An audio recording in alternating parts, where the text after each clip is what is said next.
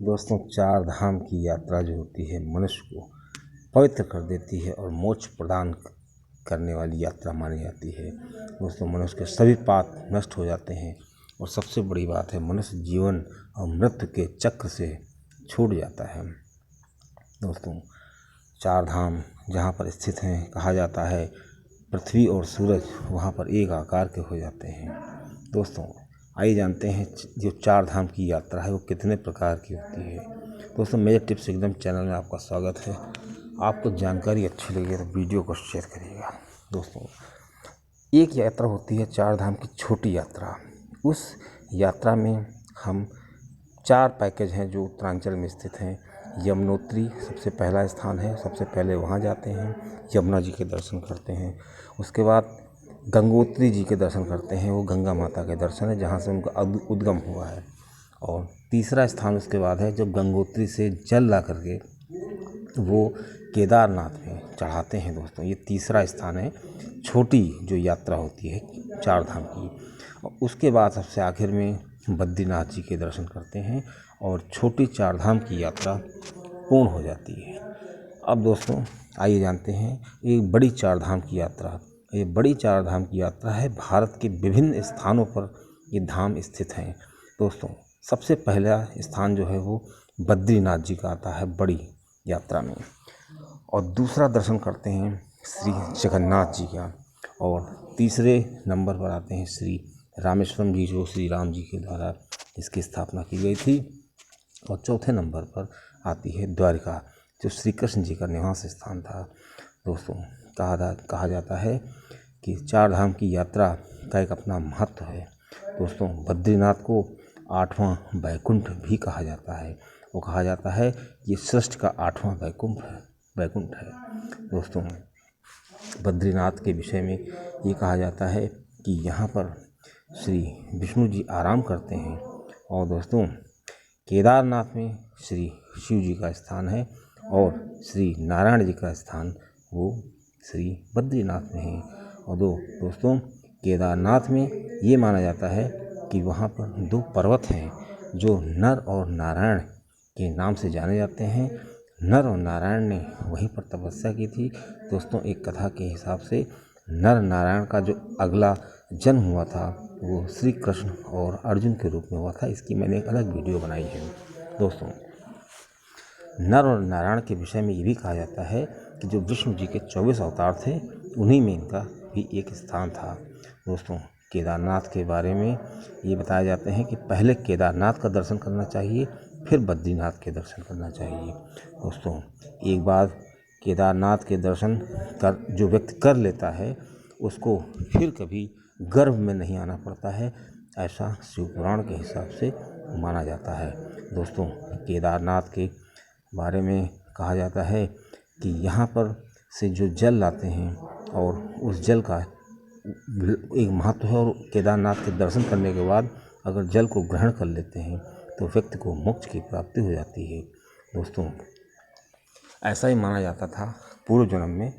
ये जो यात्राएं होती थी बहुत ही टिपिकल होती थी, तो व्यक्ति जब ये दर्शन करता था तो उसको विभिन्न प्रकार के लोगों से मुलाकात होती थी। वो पैदल यात्रा करता था, तो इससे माना जाता है कि मनुष्य के आत्मज्ञान में वृद्धि होती थी, और यही आत्मज्ञान जो होता था मनुष्य को आत्मविश्वास देता था जो उसके वृद्धि समय में उसके अनुभव में काम आता था।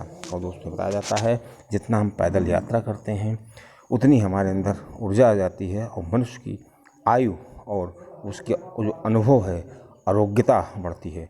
दोस्तों, ये माना जाता था पूर्व जन्म में, पुराणों के हिसाब से, शास्त्रों के हिसाब से जितनी पैदल यात्रा की जाएगी, तीर्थ यात्राएं, धामों की यात्राएं, उससे मनुष्य के अंदर आरोग्यता का वास होता है।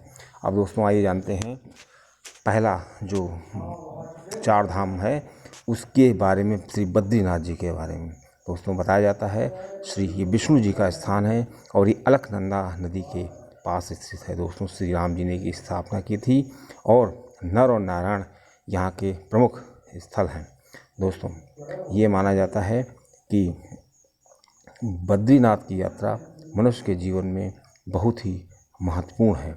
और दोस्तों, यहाँ पे एक ज्योति हमेशा जला करती है अब दोस्तों आइए जानते हैं यहाँ पे जिस चीज़ का भोग लगता है वो है चने की दाल, और मिश्री का भोग लगता है गरी के गोले का है। और दोस्तों यहाँ के जाने वाले दर्शकों को बता दें कि यहाँ के कपाट जो होते हैं अप्रैल और मई के महीने में खुलते हैं और 6 महीने तक यात्रा चलती है। उसके बाद ये कपाट जनवरी के महीने में या नवंबर के महीने में बंद हो जाते हैं। अब दोस्तों अगला जो धाम है, प्रमुख धाम है, वो है जगन्नाथपुरी। दोस्तों जगन्नाथपुरी उड़ीसा के में स्थित है और ये समुद्र तट पर स्थित है। और दोस्तों कहा जाता है कि ये जो जगत के स्वामी श्री कृष्ण जी हैं, जगन्नाथ जी हैं, इनको यही माना जाता है। और दोस्तों ये वैष्णव मंदिर है, ये श्री कृष्ण जी का मंदिर है। यहाँ की रथ यात्रा बहुत प्रसिद्ध है। दोस्तों कहा जाता है श्री जगन्नाथ जी के मंदिर में एक जगन्नाथ जी की मूर्ति है जो श्री कृष्ण जी के रूप में है, और दूसरी मूर्ति बलभद्र जी की, और तीसरी है श्री जो उनकी बहन थी उनकी।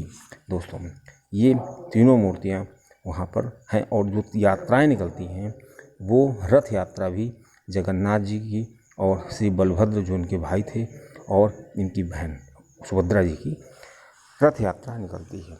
अब दोस्तों आइए जानते हैं तीसरा प्रमुख 4 धामों में जो सबसे प्रमुख है रामेश्वरम धाम। दोस्तों ये तमिलनाडु में रामनाथ जिले में स्थित है। दोस्तों कहा जाता है रामेश्वरम जो है वो हिंद महासागर और बंगाल की खाड़ी के बीच में स्थित है। और दोस्तों ये शंख के आकार का है। दोस्तों ये शिव जी के 12 ज्योतिर्लिंगों में से एक है। दोस्तों भारत में जिस तरह उत्तर भारत में केदारनाथ का और काशी का महत्व है, उसी तरह दक्षिण भारत में श्री रामेश्वरम का महत्व है। दोस्तों बताया जाता है श्री राम जी ने यहाँ पे एक पुल का निर्माण किया था और उसी पुल के निर्माण से वानरों की मदद से किया था। इसी से वानरों की सेना लंका पर चढ़ाई करने के लिए उसने यात्रा की थी। और जब युद्ध समाप्त हो गया, श्री राम ने रावण पर विजय प्राप्त कर ली। उसके बाद विभीषण जी की सलाह पर श्री राम जी ने धनुष कोट के स्थान पर उस रथ को, उस पुल को तोड़ दिया था, जिससे इसका कोई दुरुपयोग न कर पाए। दोस्तों चौथा जो प्रमुख धाम है श्री द्वारिका धाम। द्वारका धाम दोस्तों सभी लोग जानते हैं कि असली द्वारका समुद्र में पूरी तरीके से डूब गई थी। दोस्तों श्री कृष्ण जी अपने सभी यदुवंशियों को लेकर के मथुरा से, वृंदावन से लेकर के द्वारका जी में रहने लगे थे। दोस्तों ये गुजरात के पश्चिमी दिशा में स्थित है।